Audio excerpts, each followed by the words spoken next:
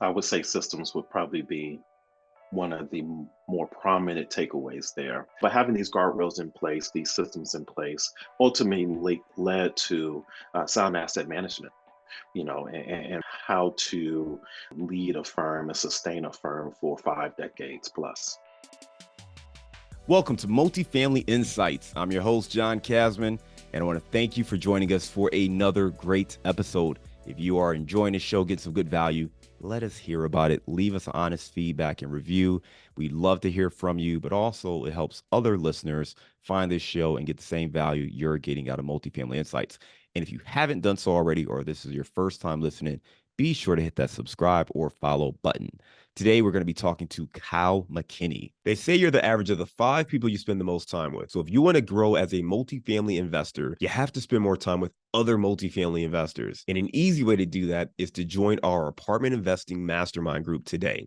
Just go to casmancapital.com and click on the mastermind button. Now, as a part of this group, you'll get access to expert trainings, group coaching calls, industry news and updates, as well as all of our webinars and workshops, including our 3-hour workshop on raising capital. Again, if you want to be around other multifamily investors that can help you scale your portfolio today and grow your network, make sure you're a part of the Apartment Investing Mastermind. Just go to casmancapital.com and click on the Mastermind button today. Now, Kyle Mckinney is the visionary behind Pentagon Property Academy, an ecosystem comprised of community, education, and mentorship for property owners. Now, having recently launched in the multifamily space with an emphasis on sound multifamily asset management, Kyle is determined to empower property owners, syndicators, and landlords on how to execute asset management with unparalleled efficiency and impact. Let's welcome to the show, Kyle Mckinney. Awesome. Thank you, John, for having me. Excited to have this conversation with you today. Thank you again. Absolutely. Cal, great to be on. Great to have you here today. Listen, I went over your bio at a very, very high level. Why don't you take 2 minutes and fill in some of those gaps? Yeah, absolutely. Absolutely. So I like to break my career thus far into two acts. Act one was working in DC, Washington, DC, working in the top secret federal government space at the Pentagon, doing consulting across federal government agencies. And then the bridge over to Act two uh, comprised of consulting in the sports, entertainment, and tech world before landing in Act two, which is commercial real estate, first launching a boutique investment firm in 2015-16, taking down a couple of properties with co-general partners, and then uh, being invited to take a second in command, if you will, role at a sizable firm in Southern California, primarily well, across several asset classes: multifamily, retail, self-storage, office, industrial flex. And then leading that firm to a massive exit because the portfolio had a substantial amount of self-storage units. We exited to Extra Space, which is a sizable REIT um, in that sector. And yeah, and then going into consulting and launching Pentagon Property Academy, which, as you mentioned, is helping landlords, property owners really dial in their asset management because that's what is going to make money, for themselves as well as their investors if they have any. I love it, man. You talked about being in the Pentagon and really working as a consultant most of your career, right? Consulted folks in the government space, then transition into kind of sports, entertainment, and tech, before ultimately transitioning into consulting in real estate and being a part of some teams, leading to some great exits. Now doing some larger syndication deals and consulting with other property owners, investors, and landlords on how to optimize their investment. So talk to me about, the consulting world, right? So you've had it in different flavors from, again, government to sports, tech, entertainment to real estate. Where are there similarities and where are some differences in your approach to consulting these different key stakeholders? Great question, John. The similarities is, like you just mentioned, it is optimizing, all right, optimization around revenue generation, efficiency, uh, and senior leadership, right? Senior executive leadership. And so I think those are the three common threads within each of these sectors. I think there's differences there where you're seeing the federal government space, consulting across these government agencies, it is, whether I'm working on, I won't get into too much detail, but, well, working at the Pentagon, let's just say, around the topic of defense weapon systems, and so, and how that, uh, fulfilling that pinwheel, if you will, and making sure that we are executing the mandate of the Secretary of Defense at that time. In various capacities and initiatives. And then the sports and entertainment, right? It's like, how do we maximize our ROI, right? And so, whether that's in the tech world, helping stand up a business unit within the larger organization and a go to market strategy, and then executing and deploying that strategy in the marketplace. Again, ROI there. And so fundamentally, there are similarities, but there's differences as far as, federal government space is, I would argue that it's a little bit slower in its adoption of technology, whereas other spaces are, more the early adopters, right? And you're seeing that in sports. At that time, I was working with the NBA in the division NBA Entertainment. And we see especially during the pandemic, right? The bubble that was in Orlando, or at that they created, right, seemingly overnight, and this is driven by Adam Silver, the league commissioner, and his early adoption of technology. And real estate sort of splits in between, the federal government and more tech focused industries. I think there are some early adopters in commercial real estate, but I think we have a long way to go. We're seeing things percolate that are helping property owners become more efficient, right? So whether it's a smart unit that contains the Nest thermometer, or even, water leak detection devices, so to speak, and that can give visibility to the entire unit as far as that. But yeah, I would say those are some similarities and differences between those sectors. I think what's great is, listening you talk about your consultation background, how these different experiences have actually informed and made you valuable in the real estate space, being able to draw from those experiences working with government, which again is known for having more red tape and bureaucracy and moving a little bit slower and not as quick to adapt to new technology and things like that. But then, use that and juxtapose it against working in sports and entertainment and tech, where those individuals or those industries are at the forefront of the adaptation of new technologies and innovations, and being able to look at the opportunities within real estate and pull from both of those experiences, I think puts you in a great space. And I think the takeaway for many of our listeners is we all have a unique background and skill set, right? It may not be in consultation or the experiences working with the government or tech, but you do have some background, whatever you have done professionally. Most people can parlay that into skill sets that translate into real estate. For me, it was marketing and advertising and working with big budgets and property project management, which helped me kind of get into some of the things we're about to talk about with asset management. So think about what your own experience is. What skill sets have you been able to develop over the years, and how can you leverage that to utilize in a career in real estate? The other thing in your background is, if I understand correctly, you got into real estate as both an investor, but also as a consultant, right? Coming in and kind of working in and working with another group as opposed to just doing your own thing. Talk about kind of your path into scaling a portfolio and really your foray into, commercial real estate. That's a great question. And so it actually goes back a little bit further, as both parents of mine are actually in real estate, whether on the agent side or as an investor in the Northeast. And so I got an early start, or at least an early exposure to real estate, and from both of those perspectives. So fast forward, correct, John, coming in, once I decided that multifamily was going to be my swim lane, I just dove right into it. And that was the creation of the investment firm and taking down deals with other co-general partners. And then being invited actually as a W-2 employee to help, run a portfolio as a director, and eventually becoming COO before that exit. I think that those experiences really gave me a broad perspective, right? As far as, hey, this is what the investor side looks like, syndication model, et cetera.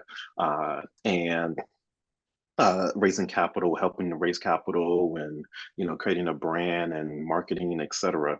But then also, I was very fortunate that I was able to see what 50 years of a syndication looks like, right? And that was the portfolio that I was invited to help run.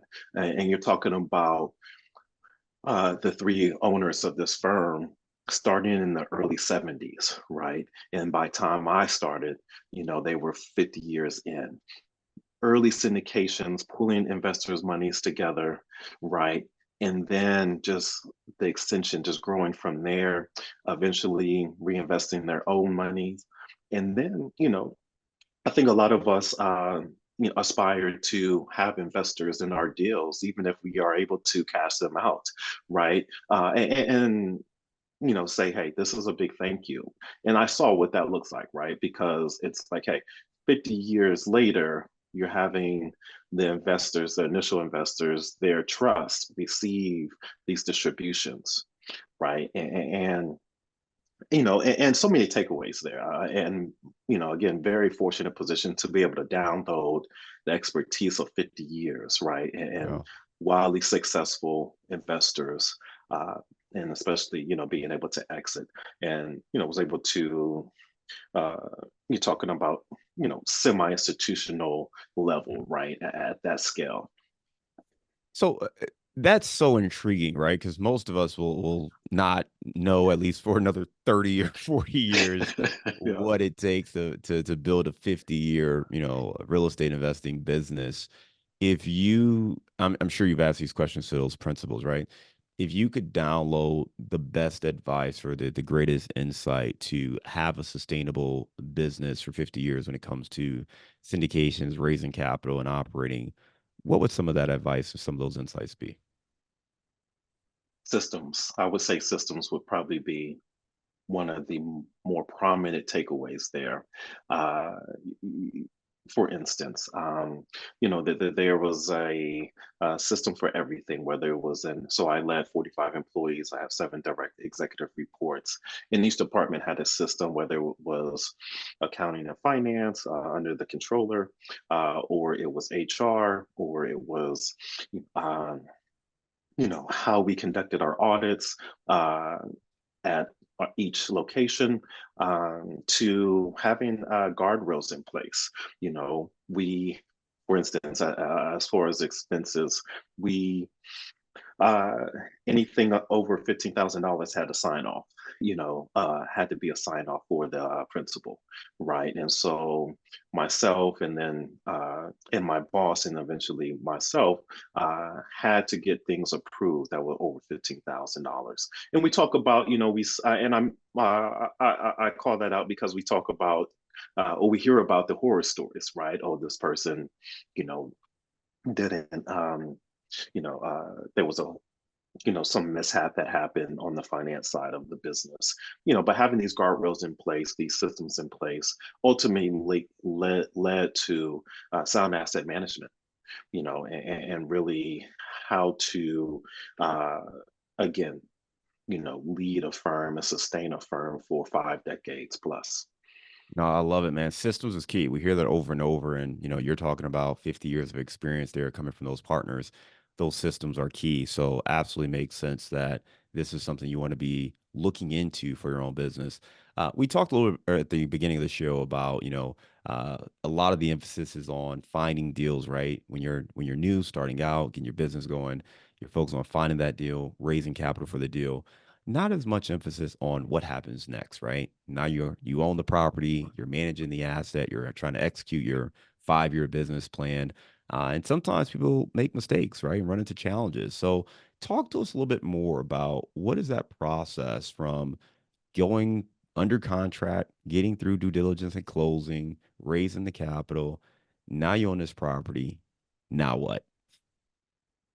Great question. And I think it's in some cases a deer in headlights, right? It's like, wow, I've been given the keys to a Ferrari, but I have no driver's license, right? And so it's like, okay, and I say that because we know how expensive a Ferrari is, but we also know how expensive these deals are as well, right? 5 million, 10 million plus dollars, and especially when you have investors' capital involved. Uh, I think it really has to go to a self-assessment, right? And meaning, what skill set do I have? What skill set do I lack? And who can I partner with to fill the deficiencies that I have, right? And we see that oftentimes, but also, it's when it's real, like you said, when you close a deal, that's when things have to, day one starts, right? And we're often seeing a a building the plane in the sky, so to speak, right? And it can work, right? And but oftentimes, is it the best strategy, to deploy? You've been given the keys to a $10 million investment. Is learning on the job the best strategy to deploy when you have, the bank's money involved, investors' money involved? And so this is when you get into the granularity of project management, senior leadership, communication, and it goes back to what I just mentioned, systems, right? What systems do you have to run? Because the capital raising, as we talked about, is 90 to 120-day window, and now you are on a 5-year investment horizon post close. What are you doing day to day? How are you leading your property management teams? Do you know how to lead them? Maybe they have an offshoot of a construction management team if you're doing a value add rehab strategy. How are you leading them? Uh, Financial management. I oftentimes say, hey, you Excel is great, but let's think about something that provides a little bit more data visualization, such as Tableau. And so knowing sort of these intricacies and how it's hard, right? It's a hard job to have, right? There's a lot of pressure, there's a lot of demand from all areas, angles. So it's about, how do you handle that day to day, and how does your team handle that day to day so that you can return their investors' capital You started, and perform. yeah, you started by talking about really, that deer in the headlights moment, right? If you don't have a plan, you get those keys like, okay, now what do we do, right? So it's very, really important to make sure you have a plan going into it. Part of what you said is you want to assess your own skill set, understand what you do well, what can you deliver, what can you jump in and handle yourself, and then where do you need help? Where do you need someone else who has that skill set? This should really happen way before you close on a property, but you Exactly, definitely want for to sure. understand what you can do. Who else do you need on the team? What role does everyone have? And then when you get into the execution of the actual plan, how do you track that? How are you keeping, key benchmarks? How are you staying on top of the team and making sure things are being done in a way that pushes that business plan forward? You mentioned a couple of resources that you use, but for those folks who, let's just say again, your typical plan is, hey, we're gonna buy this property, we're gonna renovate the units, we're gonna spend, $6,000-7,000 per unit on renovations, and then after 2 years, we'll be stabilized. What would your approach be, or if you're advising someone, and I know you have your program there, the Pentagon Property Academy, which really goes into detail on teaching people how to do this. But if you're advising someone at a high level on how to approach that, what are some of the tips or advices you would give them to make sure that they actually stay on track with the implementation of that business plan? Great question. I would, so we have a financial model that we have executed the underwriting. Uh, Ideally, before you close, extracting that data and putting it into a 12-month budget, and not relying solely on the underwriting financial model that you use to close the deal. And the reason why you want to extract that data into a budget, because it's a source of information internally, but also externally for your property management team. You want folks to have guardrails and have accountability. And so they're not just spending on the fly, and say, oh, this popped up, let's pay for this. This popped up, let's pay for this. It's like, no, this is the budget that we're sticking to for the next 12 months. And this is what we need to adhere to, right? And so there's a visibility, there's accountability there. And oftentimes I'm seeing that folks are just relying on the pro forma as their budget, which the property management team oftentimes does not have visibility into that pro forma, right? It's like put it in RealPage or whatever property management system you have so you can track, the actuals versus budget. And another point is financial review meetings on a monthly basis with your property management team. And sharing the expectations on what you want them to report, what you want them to report to you about and how, right? And yes, you're on a weekly call or twice a week calls with them, talking about leasing and marketing efforts and delinquent tenants, etc. But let's also look at the month in arrears in that financial review meeting uh, at a higher level so that we can see, okay, what went well, what needs to improve, and what needs to maybe, get deleted out of the formula or the equation, et cetera. So those are some tips that I'm seeing that I would share with listeners. As basic as it is essential to, again, sound asset management and having your entire team internally and externally on the same page. I think my big takeaway from what you just described is making sure you begin asset management from a financial standpoint, understanding your initial modeling, but let's convert that model into a budget, an annual and a month to month budget, so you can actually track that. Having financial reviews, making sure that the property management team is following the budget and using that to guide decisions. I think oftentimes Absolutely. what I see from time to time is people, they get on their asset management calls and they just talk about whatever's happening at the property. And some of it has nothing to do with financials, right? It's just, oh, Miss Susie wants to move out and move to a different unit. And by the way, this is fine. But if Miss Susie move into a different unit, that's not going to impact your bottom line. When you're talking about hundreds of units, that's not a big deal, right? That's a hiccup on a line item. That's something property manager team can handle. What we're trying to understand is, hey, how are we tracking to our budget? Are there key decisions that we need to make? Is there more direction that we need to provide? Are there any challenges or obstacles or things that are coming up? And I think you're hitting on that, right? If you have that financial modeling as kind of the North Star for the conversation, it can guide it, right? Because now you're focusing on line items. Hey, what's going on here? Or you're getting ahead of it. Hey, you remember last month we talked about, we had some pest issues or whatever. Now you can focus on the property. You can identify, okay, hey, maybe we need to adjust this. Or we're gonna have to change that, or we need to do this. And you can really manage it that way, as opposed to just getting on and just talking. Because and my point was, I shouldn't say point. From my perspective, I think a lot of times with property management, they're going to talk to you about what they're dealing with and the challenges they face.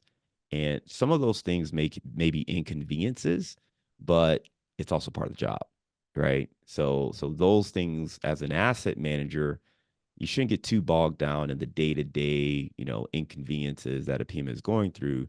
You should really be focusing on the execution and implementation of the overall business plan. Great points, and I appreciate you, bringing up and engaging in this conversation.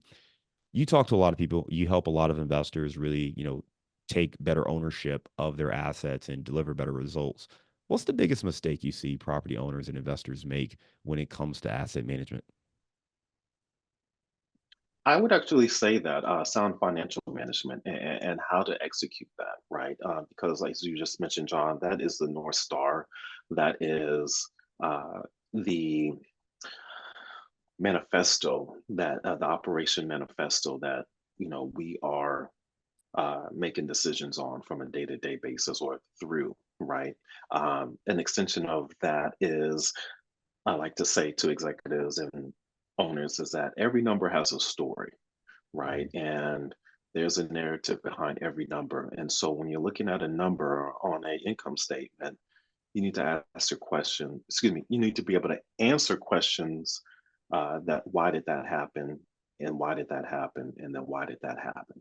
Right? Because that's the level of granularity that we need to be able to answer to. And I say to folks, like, operate your properties as if every week you're going in front of a judge, right? Mm. And with that, mindset. Like I need to know these numbers that detailed. And this because the judge could be the investor, the judge could be a different partner or another partner. They could be a property management group, or so on and so forth, right? And so your performance is based on these numbers, right? And decisions are made from that. And and I would also, just to add on, just to have some variability to my response there, I would also add that tenant relations is key as well.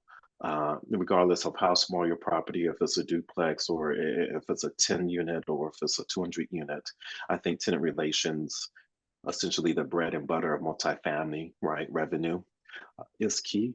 Excuse me. I think having a communication cadence, whether obviously we have the property management software platforms that allow for maintenance requests, et cetera, et cetera.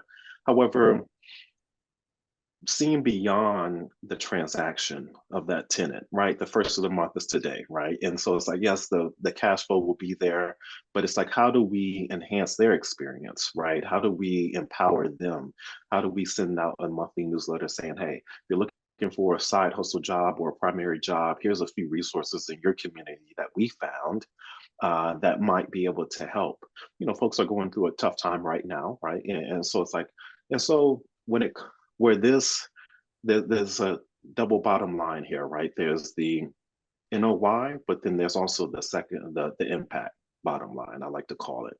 And this hits both of them because you have community impact, but then also when you go to renewals, when it's renewal time and you're asking for $50, $150 more, what does that tenant, what is their response? Like, is it like, no, I can't do that? Or it's like, you know what? I found this side hustle job because of you and you looked out for me. So sure, $150, will make it happen. And now you just made more money because you just took care of your tenants. I love it, man. If you want to learn more about kind of your approach in your program, you got pentagonpa.com, or you can email Kyle at kyle@pentagonpa.com. Hey, before we transition to a round of insights, you obviously work with different operators. Do you have a win, a case study, one client that was able to really make some inroads that you want to share? Yeah, absolutely. One client helped them take down a couple of properties. They have two acquisition strategies, one on the smaller side, so 2 to 50 units, and then also on the larger side, 50 units plus. And we were able to take down a couple of acquisitions as in 2023 in both tracks. So that's great. And I've been helping them with their asset management, right? And implementing these systems, whether it's tenant relations, literally the same things, right? Tenant relations is sound asset management, taking the pro forma and transposing that into a full budget. How to uh, how to work with property management teams and get them up to par as far as their expectations, working with their GP team. So quite a few wins there. But I love what I do. I love serving folks and helping them sort of optimize their operations, especially on the asset management side. I love it, man. We'll make sure you put your email in the show notes. Right now, we're going to go to a round of Awesome. insights. Cal, give me a failure or an apparent failure that set you up for later success. That's a great question. I would say, geez, I would say, so personally, so I love public speaking. I really lean into it. I don't shy away from it. But I think it comes from failing, right? And I'm an athlete. I've played sports all my life. And whether I was striking out in baseball in front of the entire crowd, or I was missing a game-winning shot in basketball, those moments of extreme adversity, and as a child, not having the toolbox to process that, that I have now, as far as the mental health side, and the shame and embarrassment that comes with that, really has served me well. And saying, hey, doing things publicly, like public speaking, aren't as bad as they seem. Mistakes are okay, Nothing is going to be perfect, but give it your best shot. And so that has made me comfortable as a public speaker. I love it. Give me a digital or mobile resource you recommend for your business. Tableau. I mentioned that earlier in the show. Tableau is a data visualization software. Uh, you can use it with Excel. It takes Excel data and puts a visualization to it so that you're able to quickly identify trends, patterns, shortcomings, wins, losses, etc., that are happening in this instance at your property. Excel can be quite static, and it's great, but I think the data visualization it falls a little bit short on, and this is where Tableau picks it up. Got to go beyond just that pie chart and bar chart, huh? Exactly. Exactly. I love Exactly. it. Exactly. All right. Give me the book you've recommended or gifted the most in the last year. Wow. Who Not How by Dan Sullivan and I think and Murphy, if I have that correct. This essentially is a mind shift from oftentimes we have a mindset of how do I obtain this skill set? Do I need to go back to school? Do I need to take a course? Do I need to take a certification?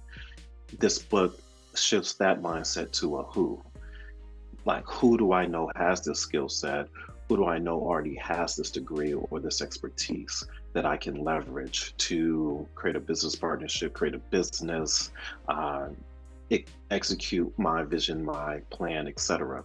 And I recommend that because it's powerful, right? It can not only it can save time and money, but it can just really accelerate one's personal and professional growth with whatever aspirations that they have by leveraging their network.